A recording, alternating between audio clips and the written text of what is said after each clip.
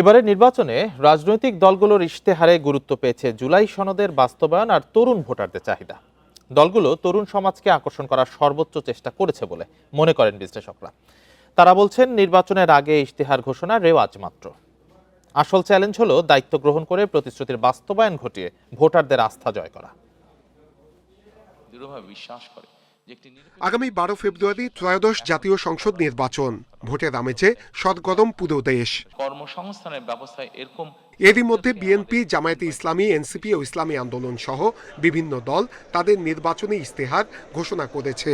এতে জুলাই সনদ বাস্তবায়ন, নতুন কর্মসংস্থান সৃষ্টি, প্রান্তিক জনগোষ্ঠীর উন্নয়ন, দুর্নীতি দমন সহ নানা বিষয় তুলে ধরেছে দলগুলো।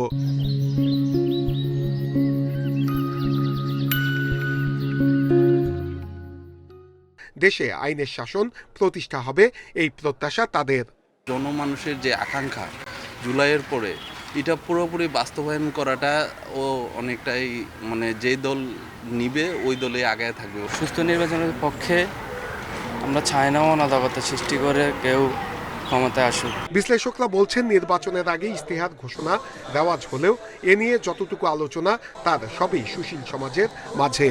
প্রান্তিক জনগোষ্ঠীর ইশতেহার নিয়ে আগ্রহ কম, তাই মানুষের সরাসরি উপকারে আসবে এমন বিষয়গুলোকে সামনে রেখে দলগুলোকে প্রচার চালাতে হবে।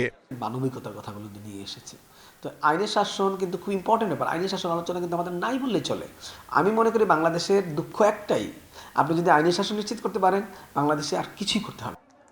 বিশ্লেষকদের মতে ইশতেহার নিয়ে সাধারণের আস্থার সংকট আছে, তাই গণঅভ্যুত্থান পরবর্তী দেশে প্রতিশ্রুতি অনুযায়ী কাজ দেখতে চায় জনগণ।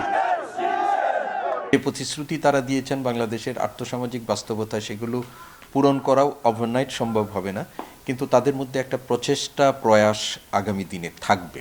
এইটা হলো আমার কাছে একটা ইতিবাচক দিক এবং এটা আমি বিশ্বাস করতে চাই। বিশ্লেষকরা বলছেন রাজনৈতিক দলগুলোর মধ্যে মতবিরোধ থাকবে, মত পার্থক্য থাকবে, কিন্তু দেশের মানুষ আর বিভাজনের রাজনীতি দেখতে চান না।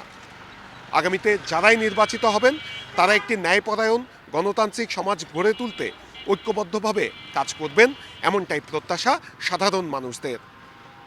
নূরে আলম, ইন্ডিপেন্ডেন্ট নিউজ, ঢাকা।